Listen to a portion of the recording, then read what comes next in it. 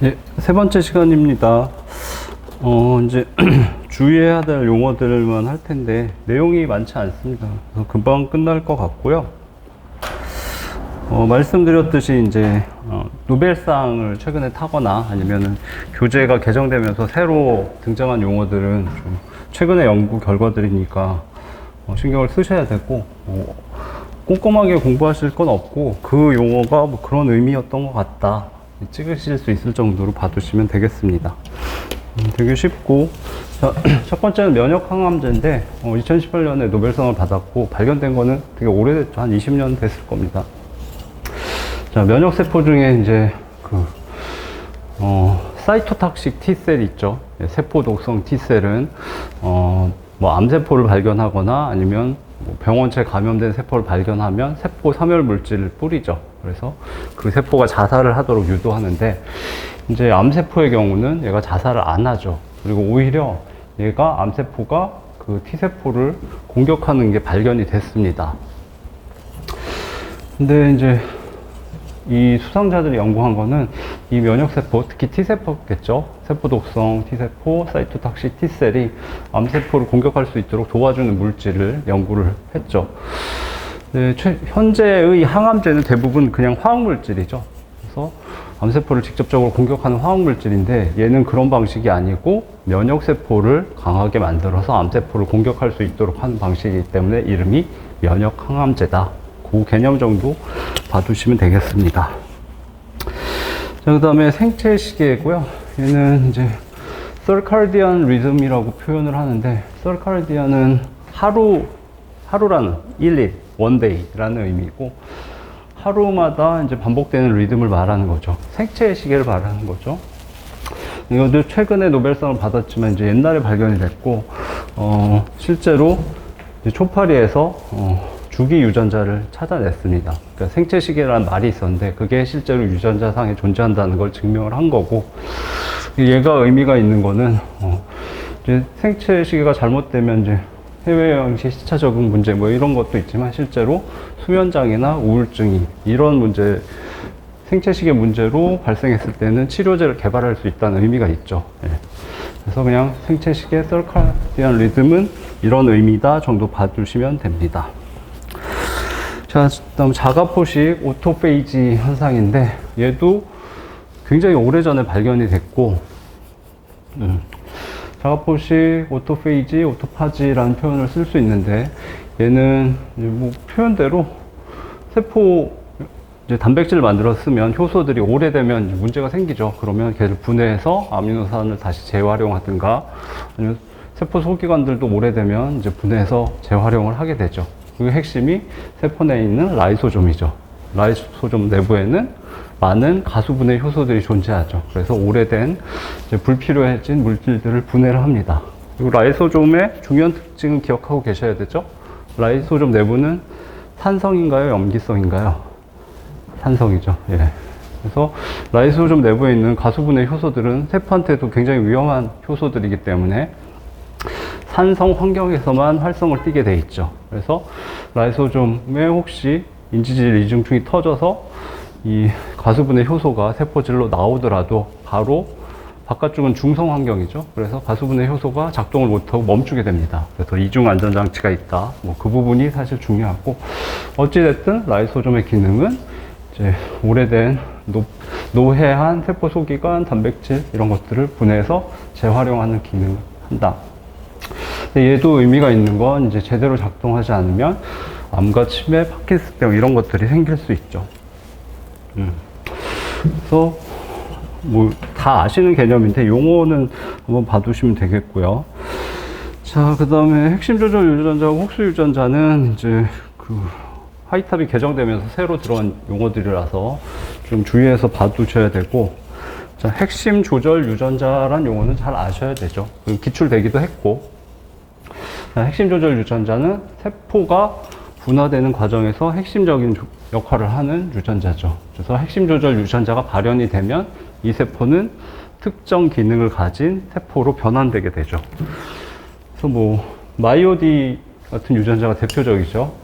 마이오, MYO는 머슬하고 같은 의미죠. 근육이죠.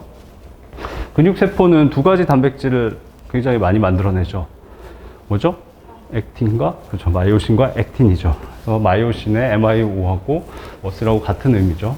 어찌됐든, 이 마이오-D 유전자가 핵심 조절 유전자인데 얘가 발현이 되면 조절 단백질이 나와서 근육세포로 변화하기 위해 필요한 유전자들을 전부 전사하고 발현이 되도록 하죠. 그럼 하위의 유전자들이 계속 발현이 되면서 이 세포는 근육세포로 바뀌게 되고 원래대로 돌아갈 수 없게 되죠.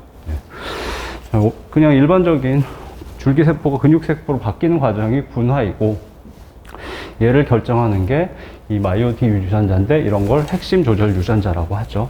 그래서 핵심 조절 유전자는 특정 세포로 바뀌는 데 관련된 하위 유전자들을 다 조절하는 최초의 트리거링, 뭐죠? 방아쇠 역할을 한다고 기억하시면 되겠습니다. 물론 세포들이 분화가 되면 동시에 생명체, 개체 수준에서는 조직과 기관이 형성이 되게 되죠. 자, 그 다음에 요 용어들은 5개는 다 기억하셔야 됩니다. 얘는 암기하셔야 되죠. 이것들은 다 이제 핵심 조절 유전자이죠. 그래서 I 유전자는 초파리에서 눈 형성하는 유전자인데 얘는 벌써 기출됐죠. I 유전자 나왔고, 그다음 마이오-D 유전자도 근육세포를 만드는데 얘도 암기하셔야 되고, 그다음에 엔트피 유전자는 초파리에서 다리 형성하는 유전자, 핵심 조절 유전자고, UBX는 평균곤을 만드는데 평균곤은 이제 초파리 등에서 뒷날개가 퇴화해서 생긴 곤은 곤봉할 때 곤자죠. 곤봉은 이렇게 생겼죠. 예. 이런 기관이 뒷날개 위치에 생기는데 얘가 초파리 평형 유지하는 데 중요하죠. 사람의 귀에 있는 뭐 전정기관처럼 수평을 맞춰주는 기관이고 걔를 만드는 게 UBX 유전자다. 기억하셔야 됩니다. 암기하셔야 되죠. 그 다음에 혹수 유전자도 새로 들어왔기 때문에 암기하셔야 되는데 각 기관이 정확한 위치에 형성되도록 하는 핵심 조절 유전자다. 곤충의 경우는 이제 3개의 체절로 구성이 되죠. 머리 체절, 가슴 체절, 배 체절인데 머리 체절에서는 뭐 눈이나 더듬이 같은 게 생겨야 되고 가슴 체절에서는 뭐 소화기관도 생성이 되지만 다리가 나오죠. 곤충은 다리 6개가 가슴 체절에서 나오게 됩니다. 배 체절이 있는데 이 혹수 유전자는 실제로 염색체상에 머리 체절에 관련된 혹수 유전자, 가슴 체절에 관련된 거, 그 다음에 배 체절에 관련된 게 순서대로 배열되어 있죠. 그래서 얘가 각 체절에서 정확한 기관들이 나올 수 있게 결정을 합니다.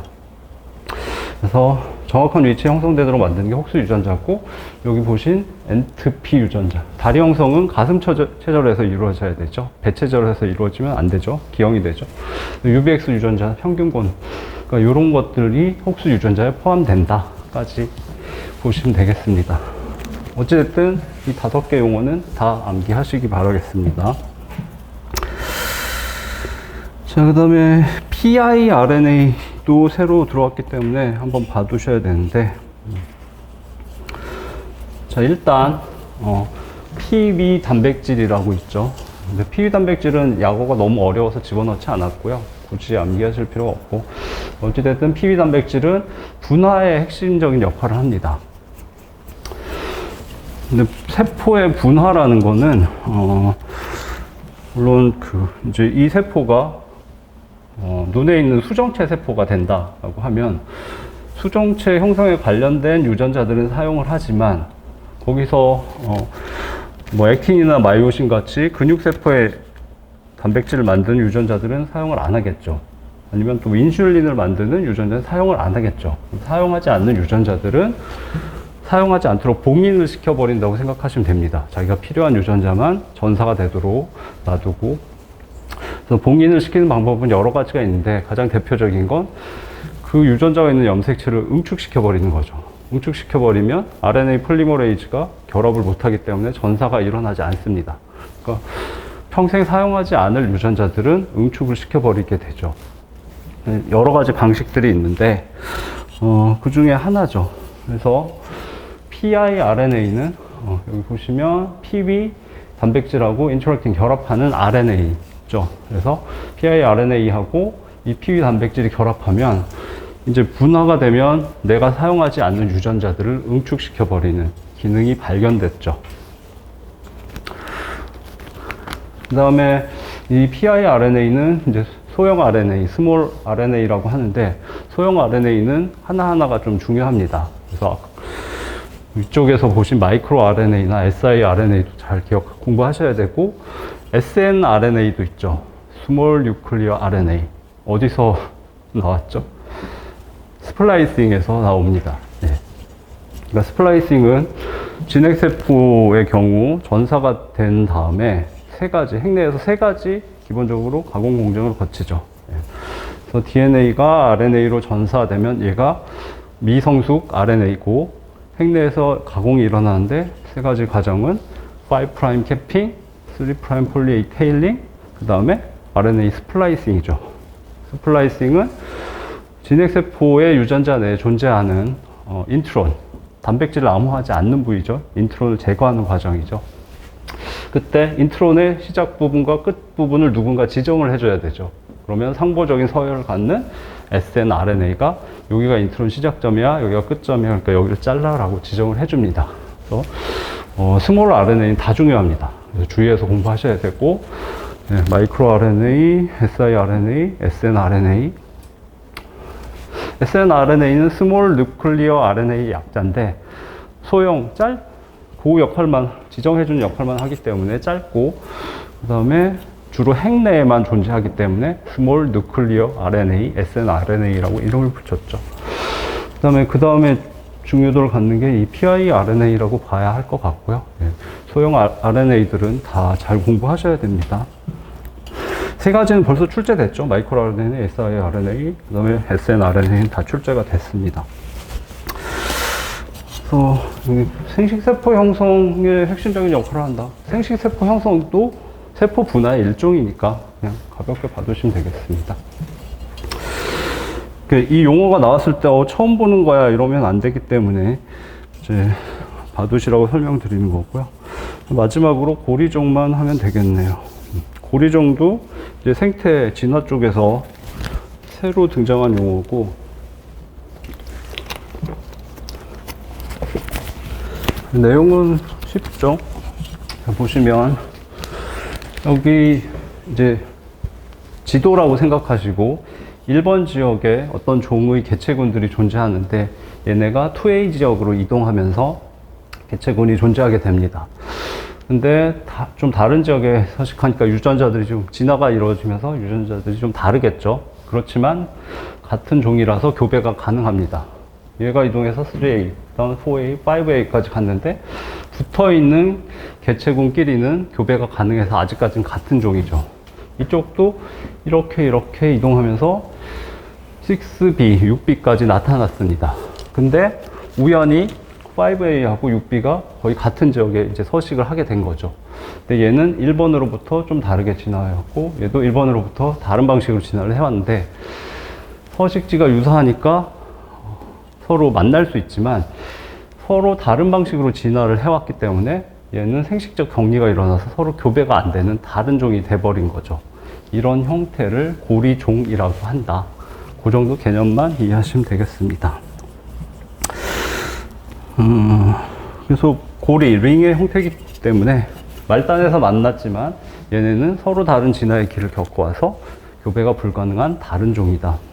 그 다음에 진화에서 이제 종 분화라는 개념이 굉장히 중요하죠. 진화가 이루어지는 건 하나의 종이 두 개의 다른 종이 되면서 계속 환경에 적응할 수 있는 다양한 종들이 나타나는 게 진화의 과정이라고 보기 때문에, 그래서 고리종의 개념은 여기로 요약이 되죠. 생식적인 격리가 점진적으로 일어났죠. 조금씩 일어나고. 근데 결국엔 최종적으로 종 분화가 일어나는 경우다. 그런 표현을 한번 봤다 정도 공부하시면 되겠습니다. 예, 요 마지막 부분은 하여튼 좀 쉽게 공부하시면 되고요. 예, 제가 준비한 부분은 여기까지 되겠습니다. 예, 긴 시간 동안 강의 잘 들어주셔서 감사하고요. 고생 많이 하셨습니다.